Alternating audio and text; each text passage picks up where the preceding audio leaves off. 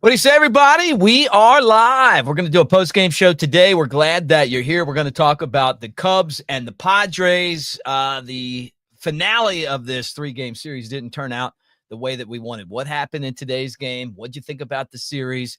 All of that right here on the Cubs Baseball channel. Like, subscribe, thumbs up. Surprise, surprise. You never know. You got to hit that bell so you know when we're going to do a live show, when we're doing one right now. Let's get this thing started. Go Cubs.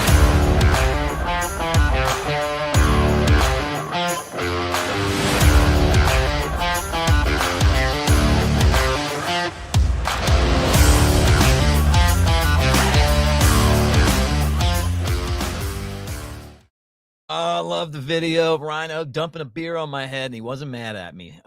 Good to see him at Wrigley Field. Cubs home opener against the Padres. They end up taking 2 out of 3. They could have had the sweep today, and they didn't get it done. We're going to get into that right now on the channel. 8-7 Cubs lose today. Get in the comments section. Good to see all you guys hanging out. What's up? What's up, Mr. Cub? Good to see you, man. The Hawk. Yo, what's up, Daniel, man? Good to see you too. Sorry, it's like a surprise. I just said, I'm sitting here and I'm going, man, we need a live show. We need a live show to just wipe the taste out of our mouths, or maybe a cold beer. I got one of those too. All right. Let me switch that around. I'm so mad too. All right. Let me get into the game. Let me give you guys my take. All right. First off, you saw it. Ben Brown struggled.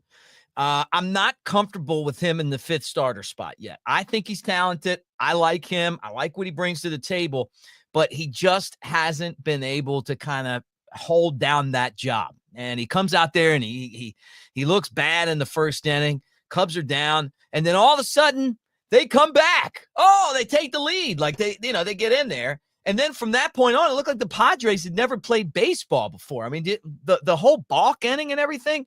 And then you turn around and it's like, you're ahead. And you're thinking, can we get this game? Is this a game we can get? Brown, 3 runs in the first, 2 more in the 4th. So he gave up 5 runs. And that's not even the worst part of it to me. Obviously, the 4 walks, but also him getting 4 innings means that we got to use this bullpen. And how many you guys watch the channel? I can't stand it when you put the bullpen in and they need to get a bunch of outs, right? Give me 5 outs to get. Remember a couple days ago, 5 outs. Hey, that works for me. Then, you use a couple guys, get the 5 outs, you win. They had to go into the bullpen in the 5th inning. And I just don't think that right now the bullpen's good enough. Thielbar came in, 2/3 of an inning. He gives up 2 walks. Nobody could throw strikes in the game. Merriweather looked pretty good. Gave up a couple hits, but had a couple punch outs. No walks for him. And then a guy I think we're all starting to become a little bit impressed with that maybe moves into a better spot in the bullpen is Brad Keller. This was a guy who was kind of they had to make moves to put him in there, right? But he won the job during spring training. And that's what you bring these guys in. You're like, hey, get in there, throw strikes, show everybody what you can do, and maybe you can make something happen. Keller's made something happen. I mean, you guys getting the same vibe on that as well? That when you throw strikes, this guy goes out there and throws strikes. He gets the job done. So I like him.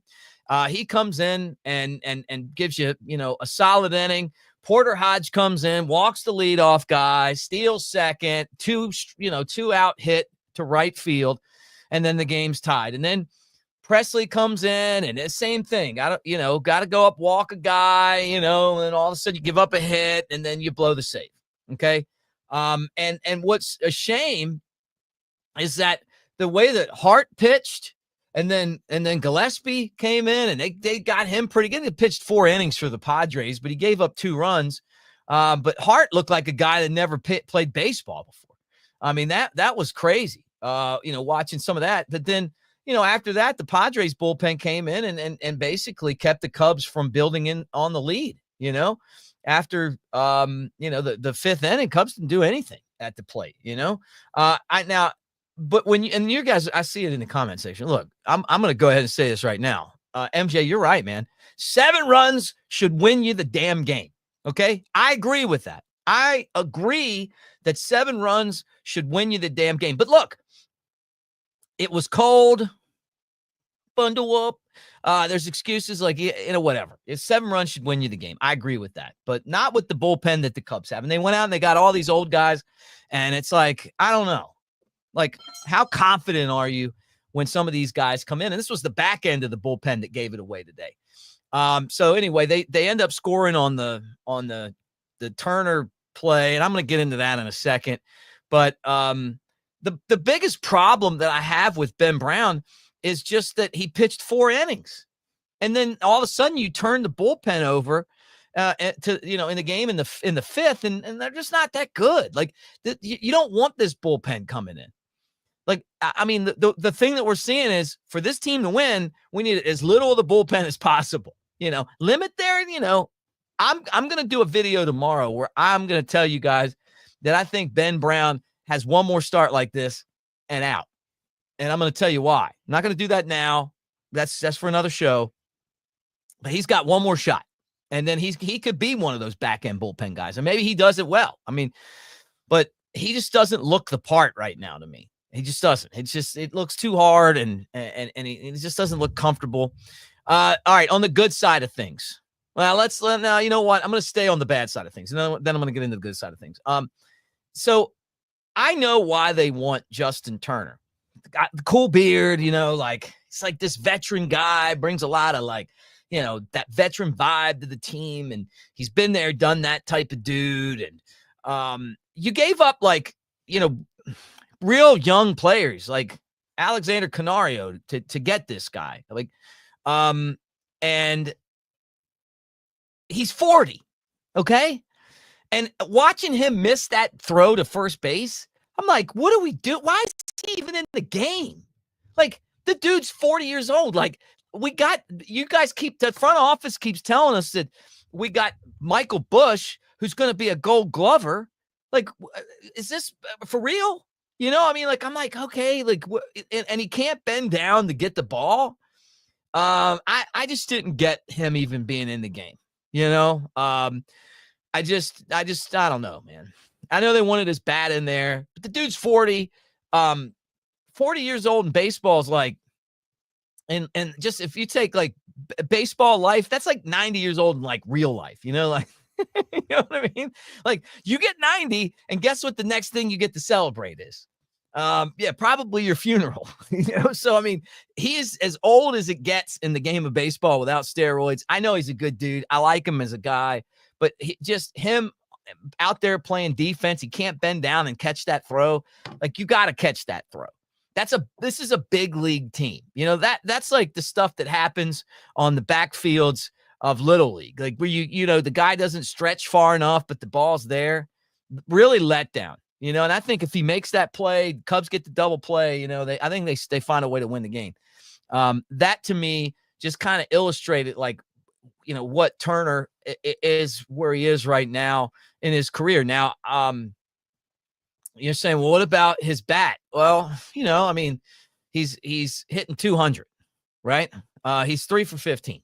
Does have 3 RBIs. I like him though, man. Like, I'm not trying to put this guy to pasture or anything. I'm just saying, like, if you're Craig Counsell, you're paid $1 billion to be the manager. You gotta kind of think about these things and go, you know what, man, this is a big situation. I got a guy that we're all claiming is going to be a Gold Glover. We can't have him missing the throws to first base. And when they signed him, you guys know, I thought he was going to play some third, and it's like, no, man, this guy's days at third base are over, even though he took ground balls during spring training. So, I don't know, man. Look, Christopher says older isn't always better. Yeah, I'm that's what I'm saying, man. I mean, like, give me somebody that can catch a throw to first base. That's all I'm asking for, and anticipate when you get into these type of games late that you got to have your best defenders out there. But Turner, I know he can be clutch and all that stuff. I'm just, I hope he's, and I don't know, but I hope he's really good in the clubhouse. I heard him after the game. He seemed like a guy saying the right stuff. I know he feels bad about it. They gave that game away though, man. And I'm so sick of this team giving these games away. I mean, this is what happened last year. You gave one away in Arizona where you had the lead and you couldn't get an out in the 8th inning, and then you lose, and then you got a chance to sweep the Padres, right? And you give it away. Great teams, championship teams win these type of games. And this team's got to figure out how to win those games. And it's not just, getting up there and hitting home runs. It's playing defense. It's making pitches. It's, not walking the damn leadoff guy. And it's like, and then you say, well, at the end of the year, this one could come back to haunt you. I mean, look at it. This team's been they were a couple games out, 2 years ago. Last year, they're, a handful of games out. They've given 2 games away already this year. 2. So, how many more of them are we going to have before this is all said and done? And you guys can tell me in the comment section, because I'm hoping that I'm hoping that this isn't something that we are going to get used to. Jake, look, first off, man, the Blues are sweet, and I want that bear on a shirt. I love that. I love the bear. Like, I just love it. No, I heard Crane Kenny saying that they sold more of the Cubs Blues stuff, than any of the other uniforms, just because it's cool, man. Like, it's the Cubby Bear playing electric guitar. I mean, how cool is that? I work nights, so I missed the game. Would it be worth watching, or would it be frustrating to watch? I'd watch it. I mean, there's some good stuff. I'm going to tell you about that here in a second. But, dude, great logo, man. I love that. And I'm glad you put it up there. Jordan, hey, Mick, excited for another season. Thank you for the show, your commentary, and your analysis. Man, thank you guys. I mean this. Thank you guys. I'm so proud of our channel. When I look at the analytics of the channel and I see where all you guys are, it's like, and I say guys, and I mean, guys and gals, like all of us, all over the damn world, man, which is so cool. We got, obviously the Midwest lockdown. But it's just, it really is a fun place to come hang out. I try to throw content out at you every day, and we're going to keep on doing that. And then I'm hoping to get up to Wrigley and do a live show or two from one of the bars up there, and then go to the game. And I'd love to see you guys and do that with me. All right, here we go. Jake, you just kind of got to where I want to go. I heard Kyle Tucker hit his first Cubs home run. All right, yeah, look at this right here. Kyle Tucker hits first Wrigley bomb. Hey, Kyle Tucker right now, and I can't say, like, I can't throw this out there and go, okay, like, this is how it's going to be forever. But dude's getting it done, man. He is getting it done. Cubs gave up a heavy price tag to get him. We're not going to be able to analyze the worth of this trade for years. Cam Smith made the team. He's struggling in the big leagues, but they knew that was going to happen. You're not going to put a guy that was in college into the big leagues and that guy just come in there and tear it up. He's going to struggle, but still, he made the team. But he hasn't hurt us. Isak Paredes, I mean, it is what it is, right? Hayden Wisniewski is Hayden. I've never been a huge Hayden Wisniewski guy. I think he's okay. And then you sold Bellinger. I mean, I can get into all that. But what I will tell you is that I see why Jed Hoyer was like, hey, if this is going to be it, and it could be for him and all his staff, we're going out with the best possible team we can get. And this was the best player the Cubs could get without spending, $500 million. And they're going to have to spend that next year. They need to be working on locking this guy up ASAP. He just has it, man. Like, I mean, watching his at-bats, his bat speed, his hand-eye coordination, his balance at the plate, he's got an amazing eye. The ball carries for him. He's clutch. He is a winner. And I'm telling you right now, I didn't know this guy that well, because it's not like we play the Astros a whole lot. And if it isn't a Cubs game, chances are I'm probably not watching it. I am watching the Red Sox beat up on the Cardinals, which makes me really happy. But this guy's really good. So he hit his first home run. So he's like dominates, like second home runs, first in hits and RBIs and a bunch of stuff. So really great start for Tucker. He was out there in the cold weather today. It didn't slow him down. So I thought that was cool too. He is a really, really big part of what the Cubs are going to, if they're going to make the playoffs this year. He's a big part of it. And it's really refreshing to see them finally back to having elite players again. He's one of the best players in the game. He's playing like one of the best players in the game. So excellent job by him. And I mean, like, he just gives you, I'll tell you what, he makes the lineup tough every time he's out there. He gives you great at bat. And he's solid, man. 2 more hits, 3 more runs batted in, and it kind of right there where you want to be with a guy like that. So, good for Tucker. 7 runs should be enough. It wasn't today. And that's kind of where, what kind of hurts. Now, Richard says we're going to blow 10 to 15 games unless we get a real closer. Richard, you're right. You're right, Richard. I feel the same exact way. I feel the same exact way. Like, and I'm not saying I don't want Presley, but I feel like Presley's a setup guy. And when I look through the Cubs system right now, and you guys know I know the Cubs system really well, I just don't see a guy that you're going to throw in there and be the closer, unless it's maybe like Ben Brown. Maybe Ben Brown could be that guy. When you say, hey, he's not going to start, that's going to devalue him. But for this team, it might be he throws hard enough to do it. He's got a great breaking ball. I mean, and then you go out there, you're going for 3 outs instead of trying to, pitch a whole game. You can kind of let things loose. I don't know. I thought Daniel Palencia could be one of those guys. He throws 100, but it's like he doesn't have that put away pitch. He doesn't throw consistent strikes enough, but I don't know, man. Craig, thank you, man. Hit the like button, please. So I like it when you guys are working with me on trying to get people to watch the channel. Like when you guys are saying, hey, like, subscribe, thumbs up, hit the bell, I don't have to say it. So thank you. And I say it every day. And then some people get on there and say, you're begging, Mick. And I'm like, look, I am. I'm drinking a beer right now. I'm just trying to drink through the pain. Okay. Richard, thank you, man. Thank you. Yeah, here we go. Jed's not spending that money, Mick. All of us know that. Yeah, Jed's not spending it, but maybe Tom Ricketts will. And I know you're talking about the Kyle Tucker extension. I mean, if you're trying to make the money that this franchise is capable of making, you got to have the face. I mean, and how long have you guys been Cubs fans? Because I've been, and I know some of you guys longer than me.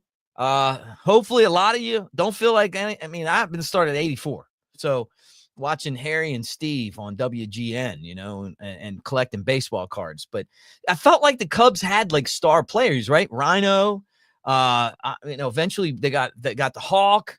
They had, I thought Sean Dunston was a star. I know he wasn't like star, but I loved him. They had Greg Maddux, who was still one of my favorite Cubs of all time. Sammy Sosa, and then obviously, the team the Bartman team had a bunch of good players on it. Moises Alou, and I was saying eventually Soriano was, a Cub, and then Chris Bryant, all those guys. I had all these guys. Like, whose jersey are you going to wear? Kyle Tucker's the guy. So I'm thinking that, that they're going to be in a spot where they're going to have to invest in somebody like that. Oh, good, man. Yeah, that 84 season, great season, sad ending. But they're going to have to figure out, like, that they have to have a face. And I don't, they have a good farm system, but I don't know that they have a Kyle Tucker in their farm system. And I mean, Jake, all you guys, like, how can you not like Kyle Tucker? But he makes the offense better. He makes Seiya Suzuki better. D. Lee, man, loved him too.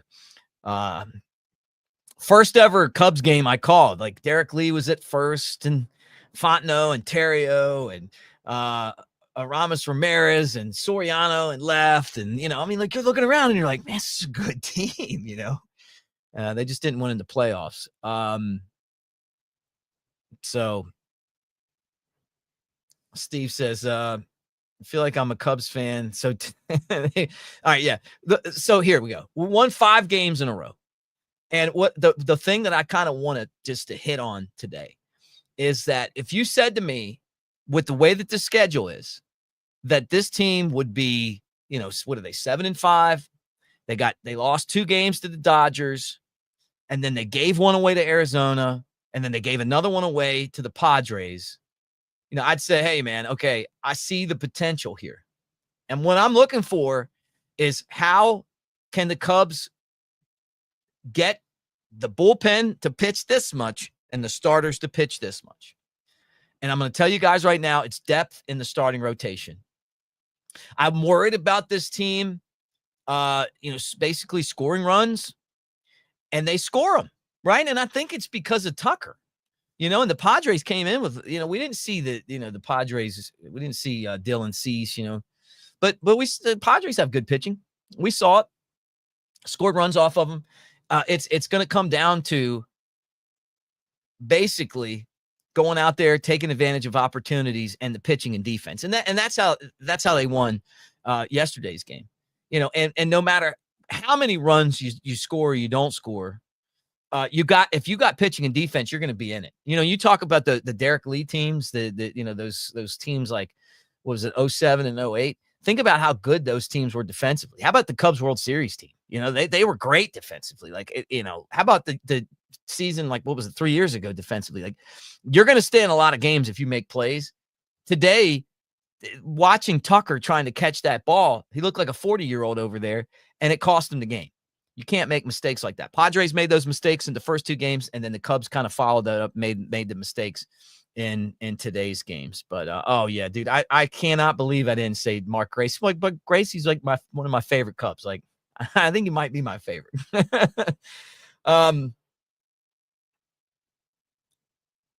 Yeah, look, I'm not being negative. I'm just telling you, like, the 7-5 is good, not complaining, but it should be 9-3.